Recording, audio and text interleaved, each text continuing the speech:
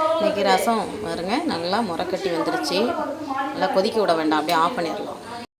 இன்றைக்கி ரசம் பாருங்க நல்லா முறைக்கட்டி வந்துருச்சு. நல்லா கொதிக்க விட வேண்டாம், அப்படியே ஆஃப் பண்ணிடலாம். இன்றைக்கி நம்ம ரசம் வச்சுக்கலாம். ரசம் பார்த்திங்கன்னா நான் வந்து 3 தக்காளி எடுத்துருக்கேன். இப்போ தக்காளி விலை கம்மியாக இருக்கனால தக்காளி ரசம் மாதிரியே வச்சிடுறது. கொஞ்சமாக மட்டும் புளி சேர்த்தா கொஞ்சம் நல்லாயிருக்கும். அதனால் நான் கொஞ்சமாக புளி சேர்த்துருக்கேன்.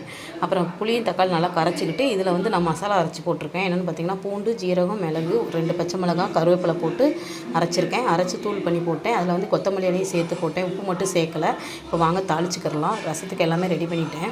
இப்போ தாளிப்புக்கு எண்ணெய் ஒரு 1½ ஸ்பூன் ஊற்றிருக்கேன். கொஞ்சம் கடுகு உளுந்து சேர்த்துக்கலாம். அதுக்கப்புறம் நான் வந்து வெந்தயம் சேர்ப்பேன். ரசத்துக்கு ரொம்ப நல்லாயிருக்கும். இப்போ ஒரு 10-20 வெந்தயம் சேர்த்துட்டேன். இப்போ ஒரே ஒரு வரமிளகா மட்டும் போட்டுக்கலாம். ஏன்னா நான் வந்து பச்சை மிளகா அரைச்சி போட்டேன். இப்போ கருவேப்பிலை சேர்த்துக்கலாம்.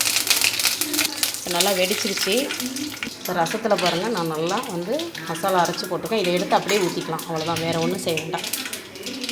இதில்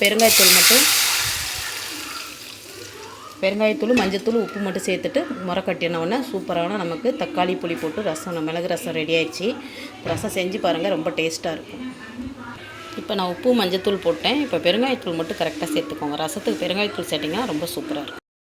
இப்போ சுரக்காய் கூட்டு பாருங்கள், சூப்பராக ரெடி ஆயிடுச்சு.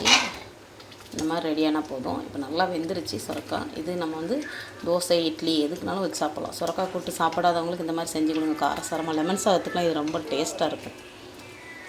நம்ம சுரக்காய் கூட்டு இறக்கிடலாம்.